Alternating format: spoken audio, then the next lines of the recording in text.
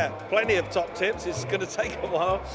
Never turn up at an auction without doing your homework first and know exactly what you want to do. So fill your library before you fill your garage. Make sure that you're armed with information.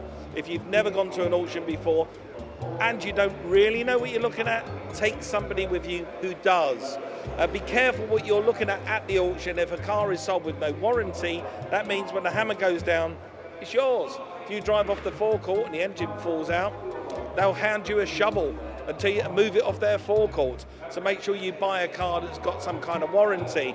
Now, warranty doesn't mean you can take it back to the car dealership. A warranty at an auction means generally you get an hour after you pay for the car to test it, to make sure that you're happy with it, and then you can return it back to the auction. If you're not, you'll get a refund. So just make sure that you know what you're buying. Second thing is, don't get carried away. Auction houses are really exciting places. You can stand there and get carried away with the emotion of being in an auction room and outbid yourself. I've seen that many a time.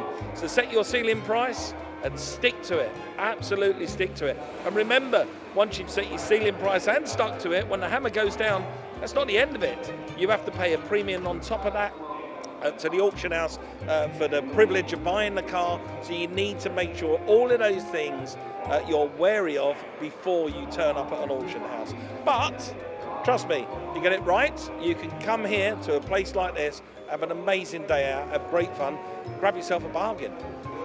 My basic checks, and I've done this, I'm revealing my secrets here, but look behind me. There are cars running through an auction hall. So that means the car is running. That means there's somebody sitting behind the steering wheel of that car. So first and foremost, I'll be stood next to the car when it fires up, just to check nothing nasty is coming out the exhaust pipe. Secondly, I'll be talking to that person. I'll be saying to that person, what's the clutch feel like? What do the brakes feel like? Steering feel good? Can you give it a little rev for me? You can't test drive the car immediately, but you've got somebody sat in the car that is doing a test drive for you. So I ask all those questions before it runs through the block, and then spend a little bit of time standing back and looking at the car, and also looking at what other people are noticing with the car, and that's always a good tip. Also, don't forget, cars have things that come out of them. Spare wheels, tools, cigarette lighters.